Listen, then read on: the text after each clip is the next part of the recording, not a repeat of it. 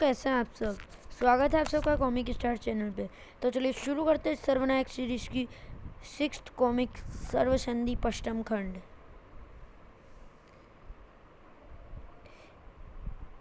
सर्वनायक पूर्वसार युगम धरित्री अस्यः। सर्वनायक महागाथा की इस कड़ी में मैं आपका समय सारिथी युगम आपका अभिनंदन करता हूँ। अब तक आप जान चुके हैं कि प्रलयंका किस प्रकार धनंजय को धरती के बचने की अंतिम उम्मीद प्रकृति की पुत्री तक लेकर जाती है। वहीं मसीहा को भी अतत उसके भगवान दर्शन देकर कुछ अति विशिष्ट शक्तियां प्रदान करते हैं। महात्मा कालदूत विस्तृत ब्रह्मांड रक्षकों के संयोग से महारावण और उसके अनुचरों को स्तंभ काल में ही रोकने के लिए पूरा जोर लगाए हुए हैं। वहीं किसी अज्ञात स्थान पर गुरुदेव अपने शिष्य नागपाश को प्रलय से पूर्व की कथा सुनाने में व्यस्त हैं। मिथ्याकार के कृत्रिम संसार में देशभक्त डिटेक्टिव तिरंगा और शुक्र शिष्य शुक्राल के साथ साथ आप भी उनके जीवन के अनजाने अनसुलझे पहलुओं से परिचित होते हैं। वहीं कालदूत और विस्तृत ब्रह्मांड रक्षक महारावण और उसके अनुचरों को स्तंभी काल में भेज देते हैं, जहां महारावण को अपनी कांख में दबाता है तपस्यारत अमोघ योद्धा। कालदूत चिंतित है कि शीघ्र ही महारावण पृथ्वी आयाम में प्रवेश कर जाएगा, फिर उसे रोकने वाला कोई ना होगा। इसलिए विस्तृत ब्रह्मांड रक्षकों समेत वह महाखलनायकों के सामने सर्वमंथन का प्रस्ताव रखते हैं, जिससे उत्पन्न होगी एक ऐसी शक्ति जो संहार करेगी महारावण का। ड्रैकुला फाहिरी को अपना अनुयायी बना देता है, जिससे ईरी की गुफा में चल रहे युद्ध का रुख ही पलट जाता है। सर्वमंथन आरंभ हो चुका है और सर्वनायक प्रतियोगिताओं से तिरंगा के अचानक क्विट कर जाने से अब समय हो चला है दोनों दलों के अपने अगले प्रतिभागियों को मैदान में उतारने का। उपरोक्त घटनाक्रम सर्वनायक श्रृंखला के पूर्व प्रकाशित खंडों क्रमशः युगांधर, सर्वयुगम, सर्वदमन, सर्वसंग्राम, सर्वसंहार एवं सर्वमंथन में वर्णित है, जो कि चैनल पे अपलोडेड है। अब आगे की गाथा प्रस्तुत खंड सर्वसंधि में। अब आगे प्रस्तावना है शक्ति परीक्षण, कालरण, युगम क्षेत्र। यह चाल है जिसे तुम देवताओं ने असुरों का पतन करने के लिए युगम के साथ मिलकर चली है।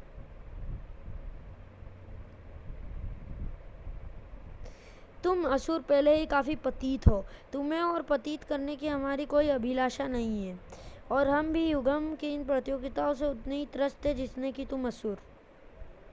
शक्ति और तिलस्मी देव के टकराव से पूरा देवलोक तबाह होते होते बचा है। नारायण नारायण।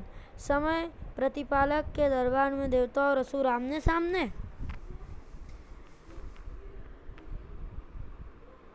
अर्थात शीघ्र ही संसार एक भीषण देवासुर संग्राम का साक्षी बनने वाला है। युगम धरित्री अस्यः। आप तो मुझे भयभीत किए दे रहे हैं मुनिराज। कहीं आपका तात्पर्य यह तो नहीं है कि मेरे द्वारा आयोजित सर्वनायक प्रतियोगिताएं देवों और असुरों के बीच युद्ध की स्थिति पैदा कर रही है? यही बात है, अवश्य यही बात है। तू इन देवताओं का पक्षधर है युगम। मैं तो समय का प्रतिपालक मात्र हूँ असुरराज। किसी के पक्ष या विपक्ष में जाने का अधिकार मुझे कहाँ। मैं तुम्हारी गोल गोल लच्छेदार बातों में आने वाला नहीं हूँ युगम। असुरों की शक्ति को कम मत आंकना। मेरे एक इशारे पर पूरे देवलोक में और तुम्हारे युगम क्षेत्र में असुर लोक की पताका फहरा रही होगी। जीवा नियंत्रण में रख शंभुक। सामर्थ्य से अधिक मत फैल। व्यर्थ चिंतित ना हो गुरुदेव। ये मूर्ख देवता अपनी देव सेना लेकर नहीं आए। यदि संग्राम छिड़ा भी तो भला हमारी विशाल असुर सेना के सम्मुख यह मुट्ठी भर देवता और इनका हितोषी युगम कहाँ टिकेगा। ठहर जा मूर्ख। आप चुप भी करो गुरुदेव। दैत्य गुरु मुझसे विनती कर रहे हैं कि मैं तुझे और इन देवताओं को जीवित छोड़ दूं। यदि तुम लोग स्वेच्छा से सूर्यराज शंभुक की दास्ता स्वीकार कर लो तो जीवा को लगाम दो असुरराज शुंगक। सतयुग से कलयुग तक सृष्टि में उतने असुर पैदा नहीं हुए होंगे जितने ग्रहों का उल्कापात में इसी क्षण तुम्हारे ऊपर कर सकता हूँ। समय से बढ़कर ना देवता हूँ और ना ही असुर। समय का प्रतिपालक होने के नाते मुझे यह अधिकार है कि मैं देवों और असुरों दोनों का ही अस्तित्व इस सृष्टि से मिटा सकता हूँ। क्षमा क्षमा युग श्रेष्ठ क्षमा। मैं अज्ञानी मूढ़ बुद्धि आपकी महिमा ना समझ सका। मुझे युगम क्षेत्र नहीं चाहिए, देवलोक भी नहीं चाहिए, परंतु मैं असुरलोक नहीं दूंगा। कौन कहता है कि मूर्खों की खेती सिर्फ धरती पर होती है? क्रोधित ना हो युग श्रेष्ठ, हमारा अभिप्राय आपकी अवहेलना करना कदापि नहीं था। हम तो सिर्फ चारों युगों और तीनों लोकों में मचे हुए हाहाकार को लेकर चिंतित हैं। इस हाहाकार, इस कोलाहल को जो महानायक रोक सकते थे, उन्हें आपने सर्वनायक प्रतियोगिताओं का प्रतिभागी बना दिया है। मैं सिर्फ समय के आदेशों के अनुसरण कर रहा हूँ और इन आदेशों के अनुसार सर्वनायक प्रतियोगिताओं में हस्तक्षेप करने वाली किसी भी शक्ति का अस्तित्व मिटाने का मुझे पूर्ण अधिकार है। और इस समय यह दुष्टता आप देव और असुर कर चुके हैं। नारायण नारायण। तो क्या देवों और असुरों का अस्तित्व ही मिटा देगा युग श्रेष्ठ? निसंदेह। क्षमा युगम श्रेष्ठ क्षमा, परंतु कोई तो उपाय होगा इन्हें समाधान देने का।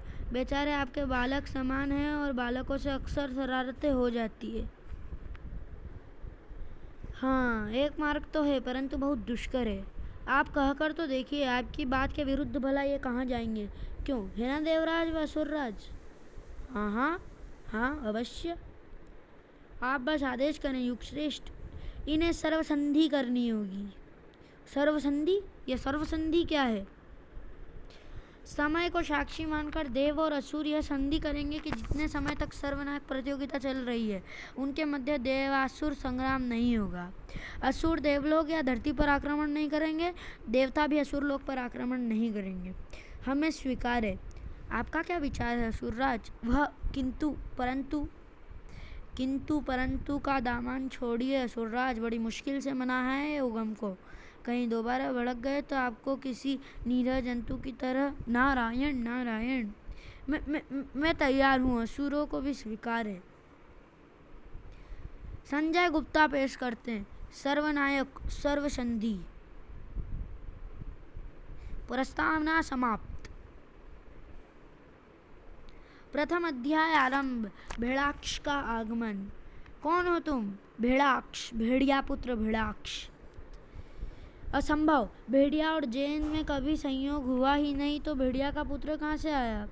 तुम अवश्य ही कोई बहरूपे हो जो भेड़िया की संतान का रूप धरे हुए हो। इससे पहले भी बहरूपिया जाति भेड़ाक्ष नाम के एक छद्म बहरूपे को इस जंगल का उत्तराधिकारी घोषित करने की कुचेष्टा कर चुकी है। जानने के लिए पढ़े भेड़िया के पूर्व प्रकाशित विशेषांक बहरूपा व भेड़ाक्ष। यदि तुम सचमुच भेड़िया पुत्र हो तो तुम्हारे पास भेड़िया की शक्तियाँ भी अवश्य होगी। उनका प्रदर्शन करो और अपनी प्रामाणिकता सिद्ध करो। हे भेड़िया देवता मदद। असंभव, इसके पास तो भेड़िया की गदा भी है, पर इसकी गदा हूबहू भेड़िया जैसी नहीं है, कुछ अलग है। जो भी हो, इसकी शक्तियाँ हैं तो भेड़िया वाली ही। क्या फर्क पड़ता है? भेड़िया हमारा शत्रु है, इस नाते उसका बेटा भी तो हमारा दुश्मन हुआ। तो फिर प्रतीक्षा किस बात की? टूट पड़ो शत्रु पर। जो शत्रु मेरे पिता के जीवन काल में उन्हें खरोच तक ना पहुंचा पाए।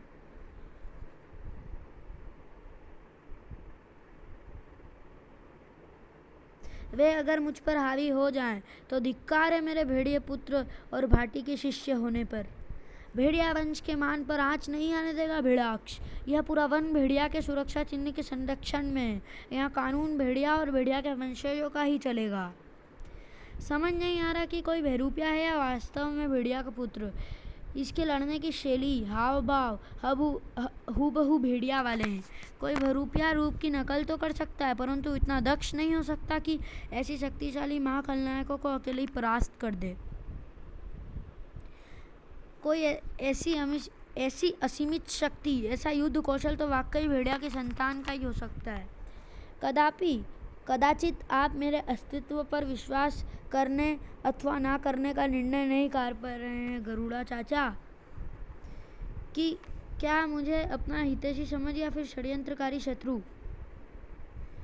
तुम्हारी भेड़िया शक्तियों पर मुझे संदेह नहीं है भिड़ाक्ष। मैं तुम्हारे अस्तित्व और इस संकट की घड़ी में एकाएक तुम्हारे प्रकट होने से लेकर असमंजस में हूँ।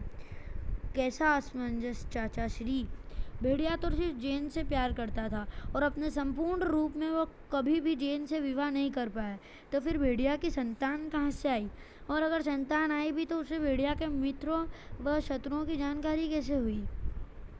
तुम्हारे मस्तिष्क में घुमड़ रहे सवालों का जवाब सही समय पर आने पर तुम्हें मिल जाएगा गरुड़ा। फिलहाल इतना जान लो कि भिड़ाक्ष भेड़िया और जैन की संतान नहीं है। हम यहाँ जिस उद्देश्य से आए हैं उसमें विलंब पर विलंब हुआ जा रहा है। हमें शीघ्र ही कोई निर्णय लेना होगा तुरीन। निर्णय तो लिया जा चुका है शुतान। हमें हर हाल में इस शक्तिपुंज क्षेत्र स्थिर शक्ति द्वार खोलना है। भोकाल वन्य महानायकों को पृथ्वी पर पुनः वापस लाने का यह एकमात्र उपाय है। धरती को नष्ट होने से बचाने का अंतिम मार्ग है यह। हम आपके कथन से पूर्णतः सहमत है वीरांगना। धरती को बचाने का यह अंतिम मार्ग है कि शक्ति द्वार खोला जाए और उसमें स्थित शक्तियों की सहायता से धरती को नष्ट होने से बचाया जाए। यही कारण है कि हमने जो अब तक ना किया था वह हमें करना पड़ा। भेड़िया का जो पुत्र वुल्फानो में सदियों से चीर निद्रा में लीन था उसे इस युग में लाना पड़ा। आप शक्ति द्वार और शक्तिपुंज के विषय में कैसे जानते हैं? क्योंकि शक्तिपुंज की स्थापना हमारी दादा श्री सूर्यवर के निर्देश पर ही की गई थी। आप मेरे पिता की गुरु माता हैं, इस नाते आप मेरी भी आदरणीय हुई। प्रणाम स्वीकार करें तुरिंशी। आयुष्मान भववत्स। तुम्हारा रूप ही नहीं तुम्हारे गुण भी अपने पिता समान ही हैं वीर बालक। जब हमारे उद्देश्य एक हैं तो हमें उनकी पूर्ति के लिए प्रयास भी एकजुट होकर करने चाहिए। तुम शत्रु को मित्र समझ रहे हो भिड़ाक्ष। इन लोगों के आगमन के साथ ही भेड़िया कहीं लोप हो गया है। अवश्य ही इसके पीछे इनकी कोई चाल है। मैं तो खुद ही यहाँ कोबी से सहायता मांगने आ रही थी क्योंकि इस कलयुग में सिर्फ कोबी ही हमारी सहायता कर सकता है। परंतु हमारे आगमन के साथ ही कोबी रहस्यमय रूप से कहीं लोप हो गया और गरुड़ा ने हमें उसके लिए उत्तरदायी समझकर युद्ध शुरू कर दिया। रही सही कसर इन विचित्र जंतुओं ने पूरी कर दी। जंतु? इसे हम जंतु नजर आ रहे हैं। मैं बंधन मुक्त होती तो अभी इस हिडिंबा की अकड़ निकाल देती। खुद को बंधन मुक्त समझ। मैं भी देखना चाहूंगी कि मेरी अकड़ निकलती है या तेरे शरीर से तेरी आत्मा। इन्हीं पंजों से उधेड़ूंगी मैं तुझे।